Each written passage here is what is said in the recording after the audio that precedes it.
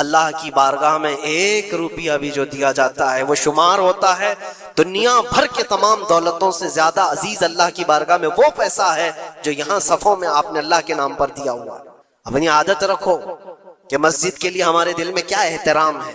دوسری دنیاوی کسی بھی چیز کو دیکھنے کے لیے ٹکٹ دیتے ہیں، وہاں چھوٹی موٹی چیزوں کو خرچ کرنے کے لیے ہم بے پناہ پیسے خرچہ کرتے ہیں۔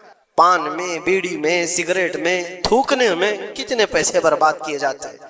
اللہ تبارک و تعالیٰ کے نام پر جب بات آتی ہے تو کیوں دل پر یہ بوجھ ہوتا ہے؟ یہ علامت ہے کہ دل جب کالا ہو جائے اور رب تعالیٰ سے بندہ دور ہو جائے تو اللہ کی بارگاہ میں دینے سے وہ کترانے لگتا ہے۔ اپنے دل کا علاج کرو اور اللہ کی بارگاہ میں یہ دعا کرو کہ مولا مجھ پر میرے نفس کو غالب ہونے سے بچا لے اور میرے دل کو پاک کر کے تیری دربار میں ہمیشہ جھکنے والا دل بنا دے۔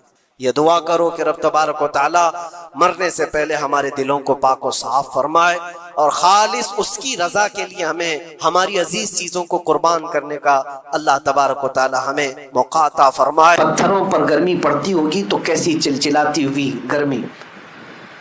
میں عشاء کے وقت کی بات کر رہا ہوں۔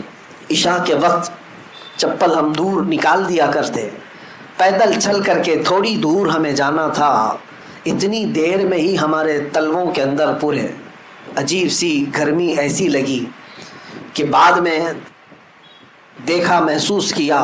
میرے عزیزوں، میں یہ شکایت کے طور پر نہیں کہہ رہا ہوں، صرف یہ بتا رہا ہوں کہ پتھر کتنے گرم ہوتے ہیں رات کے وقت جب اتنے گرم تھے۔ اب میں حقیقی بات بتانا چاہتا ہوں۔ ظہر کے وقت میں نے دیکھا، جانے کی ہمت نہیں تھی، دور کھڑے تھے جنت البقیع کے پاس، ایک بندے کو ہم دیکھ رہے تھے ننگے پیر پیدل انہی پتھروں پر چلتا ہوا باب السلام کی طرف گیا۔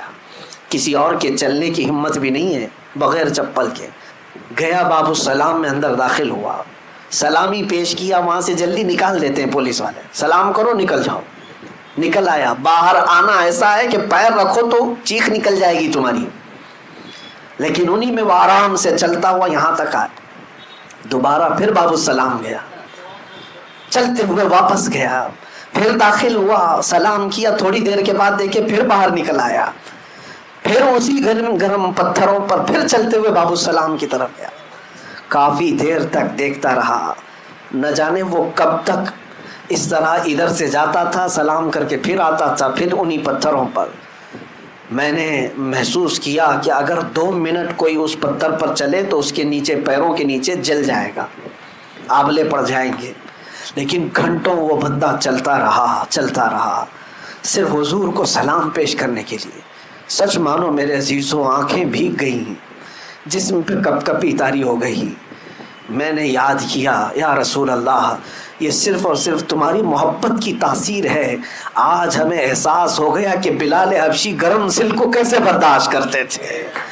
اگر میرے مصطفیٰ سامنے ہو تو پھر آگ بھی ٹھنڈی نظر آنے لگتی ہے، پتھروں کی گرمی بھی نرم اور ٹھنڈی محسوس ہونے لگتی ہے۔ ان عاشقوں کو ہم نے دیکھا، ان گرم پتھروں پر وہ چل کر بار بار سلام کے لیے جا رہے ہیں، یقیناً تلووں میں آبلے پڑے ہوں گے، زخم آئے ہوں گے، لیکن اگر اس سے پکڑ کر پوچھتے تو شاید وہ یہی بتاتا کہ میرے تلووں کی کیا حیثیت اس حسین گنبد کے سامنے، میرے پیروں کی کیا حیثیت اس عظیم بارگاہ کے سامنے۔ عزیزان گرام وقار، نبی اکرم صلی اللہ تعالیٰ علیہ وسلم کے دربار میں حاضری دیتے ہوئے آج بھی ہزاروں عاشقوں کو دیکھا جن کی کیفیت عجیب ہوتی ہے۔ ہم یہ نہیں جانتے کہ وہاں کون کس حالت میں آتا ہے، کون کس حالت میں آتا ہے۔ ایک بڑے بزرگ لاہور کے رہنے والے، ان کے مرید حج پہ جا رہے تھے تو انہوں نے اپنے پیر و مرشد سے اجازت لی۔ مرشد گرامی نے کہا کہ بیٹا حج پر جانا، پھر مدینے جب جانا تو خیال رکھنا کہ ہر چیز کا ادب کرنا، چاہے وہاں کے جانور بھی کیوں نہ ہو، جانوروں کا بھی ادب ملحوظ رکھنا۔ وہ مرید، سچا مرید، حج سے فراغت کے بعد مدینے حاضری کے لیے گیا۔ مدینہ طیبہ، یہ اس زمانے کی بات، آج سے 700-800 سال پہلے، مدینہ طیبہ کی حاضری کے بعد چھوٹی چھوٹی گلیاں تھی، رات کا وقت تھا، نکل رہا تھا، ایک کتا سویا ہوا تھا، اس کتے پر پیر پڑ گیا اس مرید کا، اچانک پیر پڑا، جان بوجھ کر کے نہیں، کتا چیختا چلاتا ہوا، اپنا بچاتا ہوا نکل گیا۔ لیکن اس مرید کو اندازہ ہوا کہ کتا زخمی ہوا، مجھ سے غلطی ہو گئی، میرے مرشد نے کہا تھا لیکن انجانے میں ہوا۔ خیر، حج سے فراغت کے بعد، بارگاہ مصطفیٰ کی حاضری کے بعد جب وطن لوٹا، کئی تحفے تحائف لے کر اپنے مرشد کی بارگاہ میں جب آیا تو لوگوں نے کہا کہ حضرت ملنا نہیں چاہتے، تو اس نے اصرار کیا کہ حضرت سے مجھے ملنا ہی ہے۔ لوگوں نے کہا بیمار ہیں، پھر اس نے اصرار کیا کہو حضرت سے کہ مدینے سے آ رہا ہوں۔ لوگوں نے جب اطلاع دی تو مرشد گرامی نے اجازت دی۔ جب وہ حاضری کے لیے اپنے مرشد کے پاس آیا تو زخمی حالت میں دیکھا، ہاتھ پر پٹی بندھی ہوئی، پوچھا حضور کیا ہوا آپ کو؟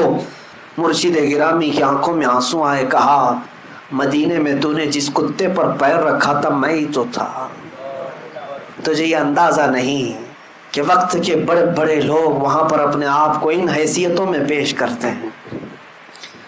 اسی لیے ہم تمنا یہی کرتے ہیں کہ یار اب ہم کو اتنا مقام دے دے کہ لوگ ہمیں مصطفیٰ کے دربار کا کتا کہیں، سگانے کوئے مصطفیٰ ہمیں کہیں۔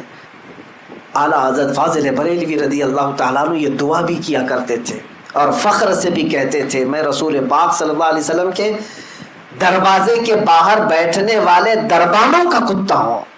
عزیزان گرامی، اس مقام بلند و بالا کی جتنی بھی میں تعریف کروں یا جتنا بیان کروں وہ بیان سے باہر ہے، اور آپ کو اندازہ ہے ہماری زندگی کا اب ایک ہی مقصد، آپ سب کا بھی یہی مقصد ہے کہ جئیں گے تو میرے مصطفیٰ کی عزت کے لیے جئیں گے۔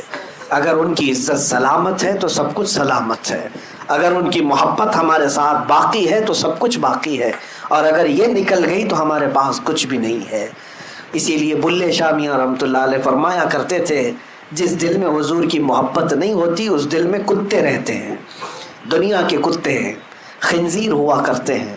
اس دل کو کبھی بھی اس محبت سے خالی مت کرنا۔ آج کے بعد تمنا یہی رکھو، حاجی جائے یا حاجی آئے تمہاری آنکھیں بھیگ جانا چاہیے۔ اس لیے میں نہیں کہہ رہا کہ میری عزت کریں، اس لیے کہ اس عظیم مقام کو دیکھ کر کیا رہا ہے جس پر جبرائیل امین کی پہرہ داری ہوا کرتی ہے، اس عظیم دربار سے یہ لوٹ کر کیا رہا ہے جہاں پر صبح 70,000 فرشتے سلامی کے لیے آتے ہیں تو شام کو 70,000 فرشتے سلامی کے لیے آتے ہیں۔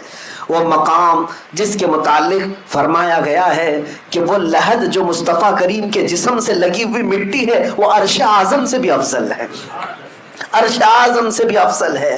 نبی پاک صلی اللہ تعالیٰ علیہ وسلم کے دربار میں جینا میرے عزیزو یہ حقیقت میں جینا ہے۔ میں نے مرشد گرامی حضور تاج الشریعہ رحمۃ اللہ تعالیٰ علیہ کو یہ کہتے ہوئے بھی سنا ہے کہ وہ اپنے اشعار میں بھی یہ کہتے تھے داغ فرقت طیبہ قلب مزمحل جاتا، کاش گنبد خضرا دیکھنے کو مل جاتا۔ انہی میں انہوں نے تمنا یہ کی ہے کہ اگر حضور کے دربار میں موت آ جائے تو اے لوگوں سمجھ لو حقیقت میں وہ زندگی مل گئی، زندگی مل گئی۔ یہاں کا جینا تو ہم دیکھ رہے ہیں یہاں جی کر کے بھی موت کی طرح ہے، مردار کی طرح لوگ جیتے ہیں، لیکن جنت البقیع کو کئی مرتبہ دیکھو تمہاری پیاس نہیں بجھتی، وہ قبرستان ہے اور اس قبرستان کو کچھ بھی سجایا نہیں گیا، صرف اور صرف ریتیلی مٹی کا قبرستان ہے، قبروں کے صحیح نشان بھی نہیں ہے، لیکن میں گھنٹوں کھڑا رہا ہوں قبرستان میں۔ جنت البقیع سچ کہوں اللہ کی قسم میں کہتا ہوں بڑے بڑے محلات سے زیادہ مجھے وہ خوبصورت نظر آتا ہے۔ کیوں؟ اس لیے کہ وہاں لیٹا ہوا ہر کوئی قبر میں اگر کچھ دیکھ رہا ہوگا تو اس ہرے گنبد کو دیکھ رہا ہوگا، سامنے ہی گنبد خضرا ہے۔ جتنوں کو بھی وہاں لٹایا جاتا ہے میرے مصطفیٰ کے پڑوس میں لٹایا جاتا ہے۔ میرے عزیزوں بزرگوں نے فرمایا، ایک بندے نے سوال کیا تھا اپنے پیر و مرشد سے، حضور یہ تمنا کیوں کرتے ہیں کہ بزرگوں کے دیار میں ہمیں موت آ جائے، وہاں پر ہمارا دفن ہو جائے؟ ایسی محفل لگی ہوئی تھی، انہوں نے کہا بیٹھ جاؤ خاموش، میں بعد میں جواب دیتا ہوں۔ گرمی بہت تھی، آپ نے پنکھا منگوایا، فین منگوایا، گرمی بہت زیادہ تھی، محفل میں بہت سارے لوگ تھے، پنکھا لایا گیا، پنکھا لگایا گیا، جب پنکھا چلایا گیا ہوا بہت تیز آئی، ظاہر سی بات ہے حضرت کے لیے لایا گیا تھا پنکھا، لیکن سامنے جتنے تھے ان کو بھی ہوا لگ رہی تھی، اس مرید سے حضرت نے کہا یہ پنکھا کس کے لیے ہے؟ کہا یہ آپ کے لیے. کہا ہوا تو تجھے بھی لگ رہی ہے. کہا اسی لیے ہم تمنا کرتے ہیں بزرگوں کے دربار میں دفن ہونے کی کہ رحمتیں ان پر برس رہی ہوتی ہیں، چھینٹے ہم پر بھی پڑ جائیں. اور جب دوسرے بزرگوں کی بات یہ ہے تو میرے مصطفیٰ کے دربار میں کتنی رحمتیں برس رہی ہوں، کتنی بارشیں ہو رہی ہوں گی. حضور کا دربار بھی ہے، صدیق اکبر بھی وہی ہیں، فاروق اعظم بھی وہی ہیں، عثمان غنی بھی اسی جنت البقیع میں ہیں، سیدہ کائنات فاطمہ الزہرا بھی اسی قبرستان میں ہیں، ماں عائشہ صدیقہ وہاں ہیں، حضور کی ساری ازواج مطہرات ہم سب کی مائیں وہاں پر ہیں، حضور کی پھوپھیاں وہاں پر ہیں، 10,000 کے قریب صحابہ وہاں پر موجود ہیں، 1,00,000 سے زیادہ تابعین اور اولیاء وہاں پر ہیں. اگر اس قبرستان میں کوئی دفن ہو گیا تو اس کے وارے نیارے ہیں. میرے عزیزوں کیا پوچھنا اس کے لیے، اس کے بارے نیارے ہیں. اللہ کریم جب ہماری زندگی ختم ہونے کے قریب آئے تو ہم کو مدینے سے قریب کر دے.